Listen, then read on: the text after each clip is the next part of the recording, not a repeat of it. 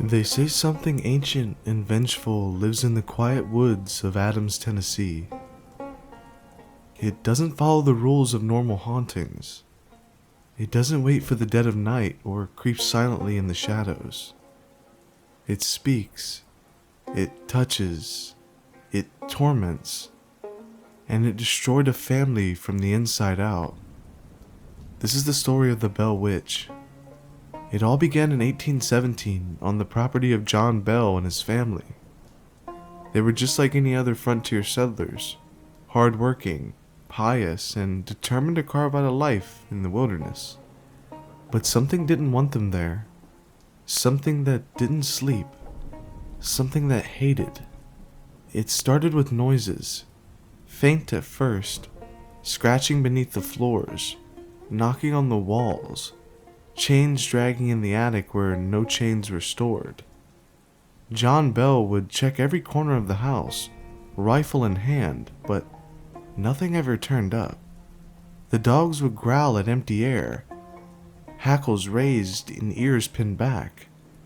Something was wrong and it wanted them to know. Then came the voices.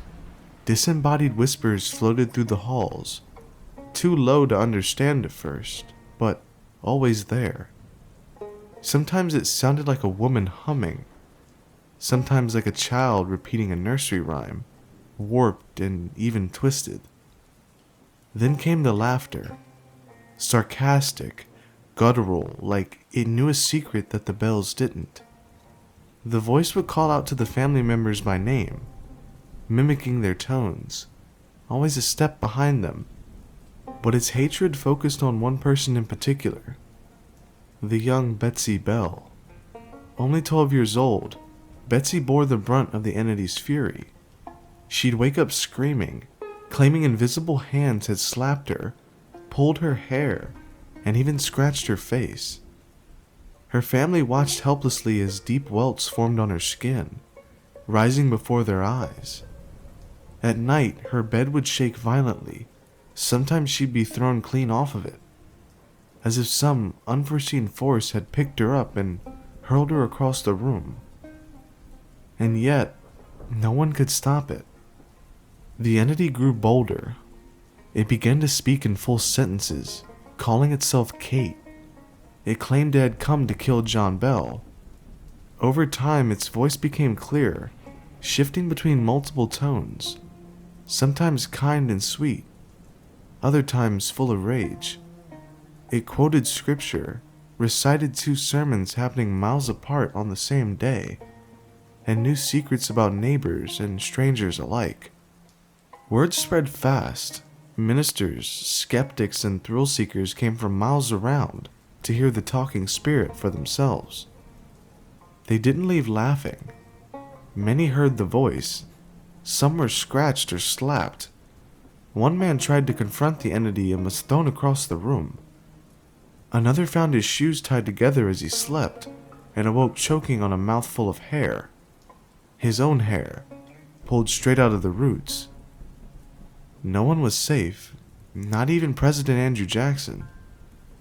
Long before he became president, Jackson visited the Bell property out of curiosity. His men's wagon stopped just shy of the farm.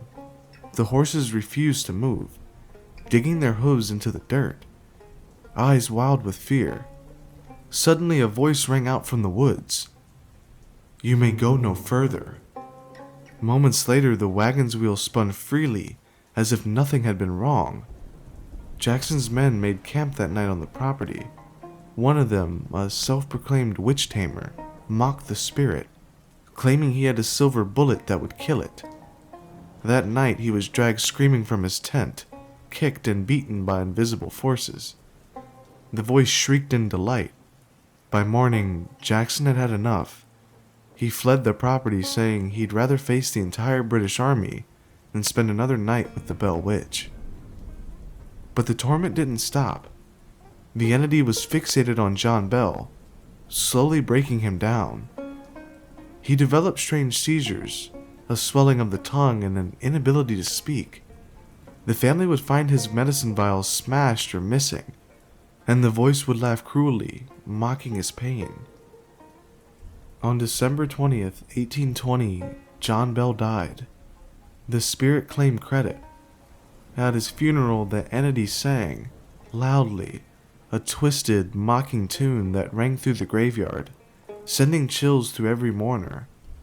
And when the last shovel of dirt hit his grave, it went silent. For a time, but it wasn't done with Betsy. Even after her father's death, the entity tormented her whenever she tried to pursue happiness. She became engaged to a local boy, Joshua Gardner. They were childhood sweethearts, the one bright spot in her storm of suffering. But Kate hated that idea. Every time Betsy saw Joshua, the voice returned, louder, angrier, threatening her with violence. She began to weaken, physically, emotionally, mentally. Her family urged her to end the engagement. Eventually she gave in. The moment she broke it off, the spirit went silent again, content for a while, as if it had gotten exactly what it wanted. In 1821, it told the Bells it was leaving, but would return in 7 years. In 1828, true to its word, the voice came back. It found John Bell Jr., the eldest son. They spoke for weeks, discussing the afterlife, religion, and the future. Then silence again. Except it was never truly gone. The Bell Witch legend has never died. Strange things still happen on that property to this day. The cave where the spirit was said to dwell, the Bell Witch Cave, is open to visitors. Many come seeking thrills. Some leave with scratches they can't explain. Others report hearing whispers, seeing shadows dart between the rocks, feeling something cold grab their ankles in the dark. Some locals refuse to speak of it. Others claim the Bell Witch was never a ghost, but something far older. A demon, a spirit of the land, or something birthed from hate itself. Skeptics try to explain it away. Mass hysteria, family drama, a teenager acting out, but they can't explain the hundreds of witnesses. They can't explain the voices heard by ministers, neighbors, soldiers, and even strangers. They can't explain how the haunting continued even after John Bell's death, or why a child was the one it hurt the most. This wasn't just a haunted house, it was a war. A slow, cruel war against a family who had no way to fight back. Even now, over 2 centuries later, the Bell Witch remains one of the most terrifying and well-documented hauntings in American history.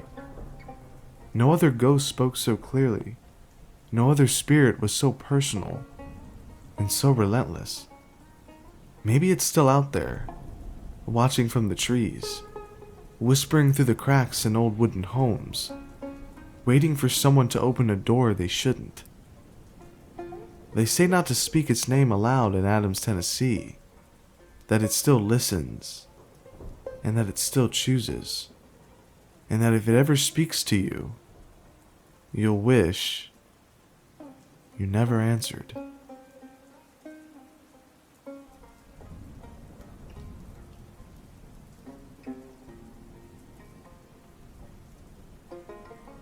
You can feel it before you see it.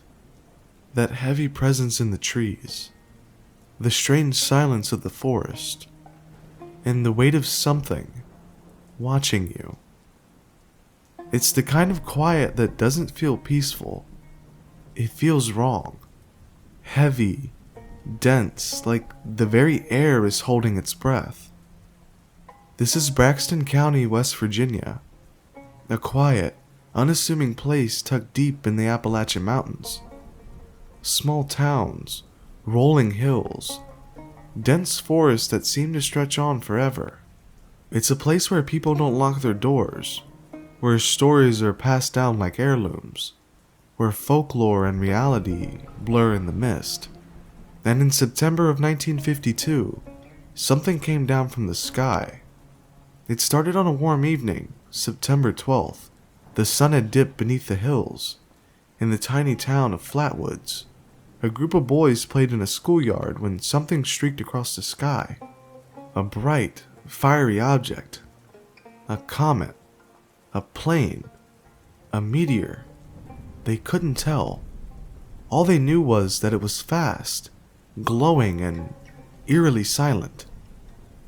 It cut a crimson arc across the heavens and disappeared over the ridge. And then came the crash. Something slammed into a hillside not far from town, kicking up dust and shaking the ground. The boys, wide-eyed and breathless, didn't hesitate. They ran. One of them, Edward May, told his mother what they'd seen. She grabbed a flashlight. More neighbors joined in. In all, there were 7 people who headed up that hill. 3 kids and 4 adults. No one had any idea what was waiting for them at the top. As they climbed through the thickening darkness, they noticed a metallic smell in the air. One of them, a National Guardsman, would later describe it as a choking mist. Others said it made their eyes water and their throats burn. Their dog, who had sprinted ahead of the group, suddenly turned and ran back whimpering. And it simply refused to go any further up the hill. But still they pressed on. They reached the crest of the hill and their flashlights cut across the tree line. That's when they saw it. Glowing eyes and something tall. One of the kids screamed and then they saw the rest of it. The creature was enormous. Its body was shrouded in a dark, metallic structure, almost like a dress or mechanical armor. Its face, if you could call it that, glowed a sickly red-orange. The eyes were large, round, and non-human, pulsing with an unnatural light. It had no visible arms, but long, thin appendages extended from beneath its body. Some said they looked like claws. Others insisted it floated just above the ground. Then it moved. A low hiss. The creature glided toward them, silent, effortless. That was all it took. The group fled down the hill in a frenzy. Later, several of them reported vomiting. Their skin broke out in rashes. Their eyes burned for days. At least one adult was hospitalized. The story spread like wildfire. The next day, the military arrived. Men in fatigues, trucks, helicopters. They cordoned off the area. Locals watched as the military scoured the hillside where the monster had been. And just like that, everything was cleaned up. The site was sanitized. No crash debris, no evidence, and no answers. The official explanation? A meteor. The glowing eyes? Probably an owl perched on a branch. The mist? Just local vegetation giving off gas. That's what they said, but the people of Flatwoods, they weren't buying it. This wasn't a group of fringe conspiracy theorists or easily frightened children. These are working class Americans, teachers, soldiers, mothers and fathers, and they knew what they saw. All of them described the same thing, down to the minute details. A mechanical floating entity, towering, glowing, alien. Some locals think the government knew exactly what had landed there, that the creature wasn't alone, that something else came down from the sky that night. Multiple ships, multiple visitors, and the military got there just in time to cover it all up. Others believe the entity wasn't extraterrestrial at all, but something older, something Appalachian, a manifestation of the woods themselves, a spirit of the hills, awakened and angry. And then there's the darker theory, that this wasn't a creature at all, but a suit, a biomechanical shell, like a mask hiding something worse beneath. Think about it.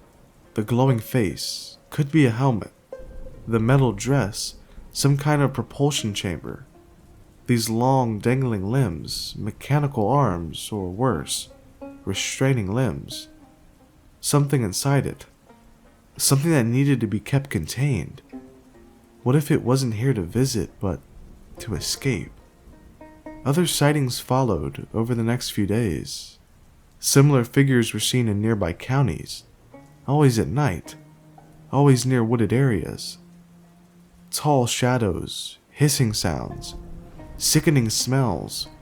Dogs would bark wildly, then cower. Electronics would flicker and die. Then the sightings stopped.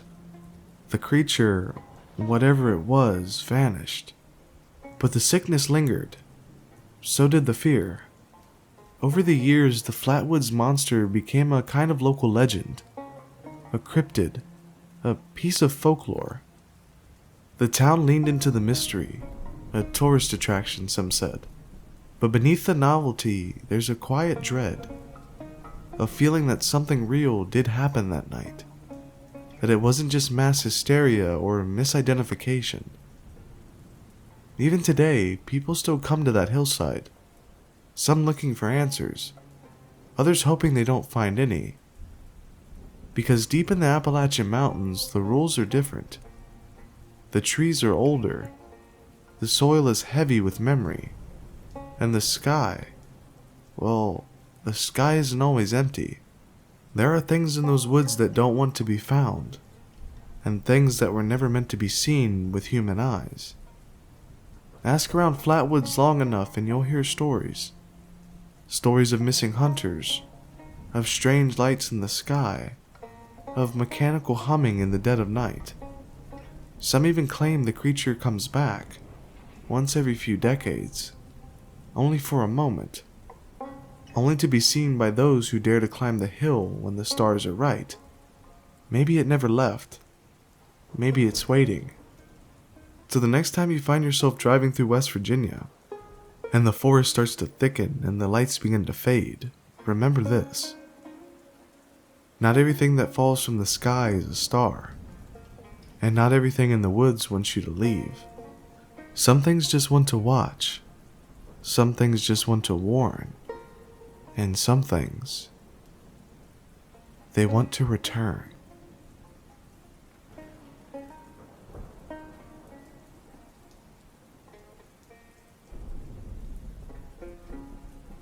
Deep in the hollers and thick timberlands of Appalachia, there's a story passed from mouth to ear, generation to generation. A tale as old as the hills, worn into the grain of every crooked tree and whispered along every mountain trail. It speaks of something not quite man, not quite beast. They call them the wild men of the woods. Most folks say they've heard the stories. Some say it's just old folklore, a cautionary tale meant to scare children from wandering too far from their homestead. But others swear by what they've seen. You won't find them near the towns or even the remote mountain cabins. The wild men stay deep in the wilderness, where the trees grow too thick for light to pass through, and the trails vanish into undergrowth. Some call them feral humans, others say they're spirits. But there's one thing everyone agrees on: they're not to be trifled with. The origins are murky. Some say it started during the Civil War, when deserters and outlaws vanished into the woods, living like animals to avoid the law. Others say they go back even further, to the first settlers who couldn't survive the harsh winters and slowly lost their minds in the isolation. And then there are stories that go back to the native tribes, warnings of forest spirits, tricksters, and watchers in the woods who were never human to begin with. But whatever they are, sightings are always the same. People hiking too far off trail, hunters tracking something they shouldn't have, campers who woke up to the movement outside their tents, always followed by that same feeling, like you're being watched, like something is out there that knows you don't belong. They're said to be tall, covered in matted hair and filth, with eyes too wild to be human, faces smeared with dirt, sometimes paint. Their speech, even if they speak, is a guttural mimicry, as though they once knew the language but lost it long ago. And the smell. The stories always mention the smell. A rot, like death and wet leaves. One man, a hunter from West Virginia named Caleb, told his story to anyone who would listen, until he stopped talking altogether. He and his brother were tracking a buck through the Monongahela forest. It was early morning, mist still clinging to the trees like a shroud. The deer trail led them off the path, deeper and deeper until the world around them grew silent. Not just quiet, but dead. No birds, no insects, just the crunch of their boots and the soft sound of their own breath. Then they saw it. Not the deer, but a man, if you could call it that. He was crouched near a stream, drinking directly from it like a dog. His skin was cracked and stained, his hair long and wild. He wore what looked like remnants of old clothes, barely clinging to his frame, but in his eyes, Caleb said those eyes were black, empty, and too focused. They just watched. Then the thing stood, and when it howled, it wasn't like any animal Caleb had ever heard. It was like a scream and a laugh, layered together. A broken noise that made his brother drop his rifle. They ran blindly, tripping over roots and rocks, the howls following them. They didn't stop until they were back at the truck. Caleb's brother never went into those woods again. Others tell of hearing strange knocking sounds, 3 taps in the night, like something tapping on a tree with a heavy stick. Some say it's how the wild men communicate, marking territory or tracking prey. Then there are the ones who hear singing, not a song with words, but something like a lullaby, soft and eerie, just outside their campsite. There was a woman, a park ranger out of Kentucky, who swore she found the remains of a campsite torn to shreds. Food still left out, fire pit still warm, but no sign of the campers. No tracks leading away, just deep claw marks in the surrounding trees, too high and too wide to be from a bear. Some think the wild men are protectors of the forest, that they attack only when their land is threatened. But others tell darker tales of hikers found with broken bones in strange ways, or not found at all. Of local pets and livestock disappearing without a trace. Sometimes the remains show up, arranged in odd patterns. Bones strung in trees like ornaments. Skulls cracked open and left beside streams. There's one story that still circulates around certain corners of rural Tennessee. A group of college students decided to do a documentary on Appalachian folklore. They laughed off the warnings, even made jokes about it. They set up camp near an old logging road, planning to stay for the weekend. Only 2 came back. The survivors didn't say much. The others claimed they were stalked from the moment they entered the forest, that they heard movement just beyond the tree line every night.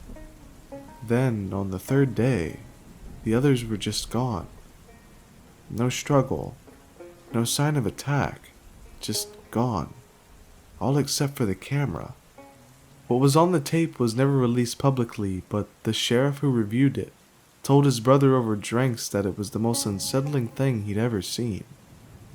Shapes darting between trees, figures crawling on all fours, one of the students screaming as something lunged from the shadows. And then, silence. Of course, skeptics say it's all a myth, that there are no wild men, just feral hogs, mountain lions, or the occasional hermit living off the grid. That every rustle in the trees is just paranoia, every scream just the wind echoing through the hollows. But if you ever find yourself in the depths of Appalachian wilderness, alone and far from civilization, you might start to understand. You'll feel that stillness, that absence of sound that settles like a weight on your chest. You'll notice the way the trees seem to close in, the way the shadows move when they shouldn't, and maybe, just maybe, you'll see something out of the corner of your eye. A shape, crouched and watching. Something that shouldn't be there. Something that was never meant to be seen. If you're lucky, it'll stay in the shadows. If you're not, well, there's a reason some trails don't have names anymore. A reason some parts of the forest are just marked off on old maps with faded warnings. Because out there, in the deep, untouched parts of Appalachia, the wild men of the woods are waiting, watching, and they don't like trespassers. They never did.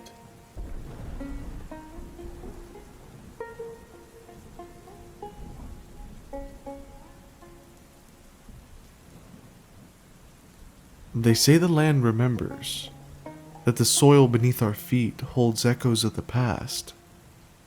Pain, fear, blood. And in the flat, windswept fields of colonial Virginia, in a quiet place once called Pungo, the earth remembers the cries of a woman wronged, and perhaps something darker still. Grace Sherwood, that was her name. To many in Pungo, she was a healer, a midwife, a woman who knew the language of herbs and the secrets to the body. To others, she was something else, strange, unnatural, dangerous. And in 1706, that suspicion would turn deadly. Grace had always stood out. She wore trousers when women were expected to wear skirts. She worked her own land, planted her own crops, and never quite knew her place. The kind of woman that made others whisper. Her knowledge of plants was deep, uncanny even. She could soothe burns with poultices made from marshmallow root, and she delivered babies when others couldn't. But people in those days didn't separate healing from hexes. If you could cure a sickness, it meant you could cause one too. Small things began to happen.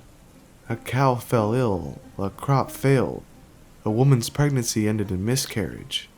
Each time, someone pointed to Grace. They said she had looked down at the cow funny, that her shadow had passed too close to the fields, that she'd lingered a second too long, smiling. It didn't take much. In 1798, a woman named Elizabeth Hill accused Grace of witchcraft. She claimed Grace turned into a cat, slipped through the keyhole of her home, and attacked her in the night. Another neighbor said his cotton crops had failed after Grace had walked past his field. The evidence was laughably thin, but in those days, accusations was as good as guilt. Grace was sued multiple times for slander, trespassing, and suspicion of witchcraft. She defended herself in court.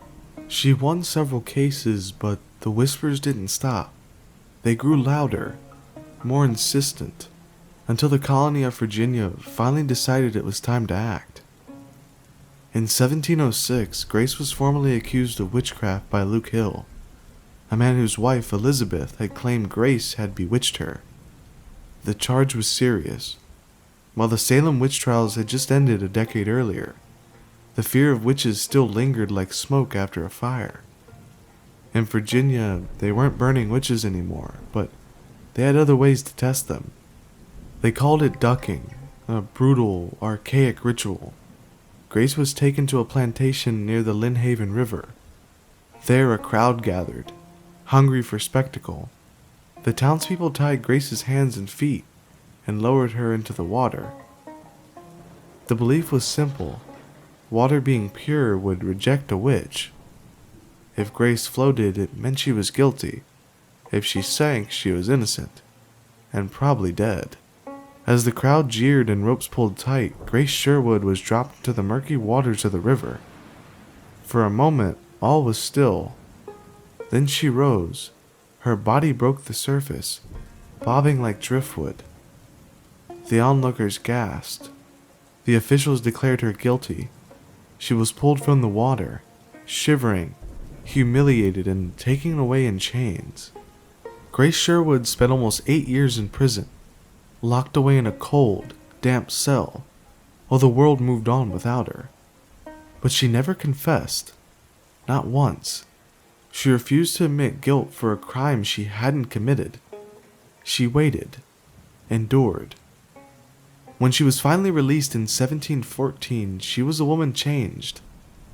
The land she once farmed had fallen into despair. Her name was stained, but she returned to Pungo and lived quietly until her death in 1740, at the age of 80. No husband, no children, only the wind and the earth as witnesses to her life. But here's the thing, her story doesn't end there. Not really. They say that after Grace died, strange things began to happen around Pungo. Animals would vanish from barns. Crops would rot overnight. Women would wake screaming from dreams of shadowy figures standing at the edge of their beds. Some claimed to see a woman walking the fields at dusk, her form blurry and pale, her face hidden beneath a wide-brimmed hat. Dogs would bark at nothing. Children would go missing for minutes, only to return, dazed and silent, with scratches on their arms. Farmers stopped plowing near her old land. Hunters claimed the woods felt wrong there, too quiet, too still. Even now, people speak of the Witch of Pungo with caution, as if she might be listening. Some say Grace was never a witch, but she was just a woman ahead of her time, punished for her independence and knowledge. But others believe something changed in her during those years in prison, that the hate and injustice seeped into her soul like water into cracked stone. That when she died, something stayed behind. There's an old oak tree near the ruins of where her home once stood, gnarled and blackened, with bark that peels like burned skin. People say nothing grows near it. No birds sing in its branches. Some believe it's where Grace was buried. Others think it marks the place where her spirit rises at night. In 2006, on the 300th anniversary of her trial, Grace Sherwood was officially pardoned by the governor of Virginia, a symbolic gesture centuries too late. A bronze statue was erected near the courthouse, a woman holding herbs, her face soft, almost smiling. But locals say the statue is cold to the touch, even on the hottest days. And sometimes, when the fog rolls in from the river, they say the statue looks different, like the smile turns into a sneer, and the eyes follow you as you walk past. There's a saying in Pungo, don't speak her name after dark. It's just a superstition, they say, a leftover from old fears, but even now, few people test it, because when the wind howls through the marshes and the moon casts long shadows, it's easy to believe that Grace Sherwood never truly left, that she still walks the fields, searching and waiting. Maybe she's looking for justice, or revenge, or maybe she's just watching, forever caught between worlds, a victim turned legend, a healer turned ghost. The Witch of Pungo, Grace Sherwood. Her story lives on in the whispers of the trees, in the stillness of the fields, and in the uneasy silence that falls over Pungo when the sun goes down. You can believe she was innocent. You can believe she was a witch. But either way, the land remembers, and so does she.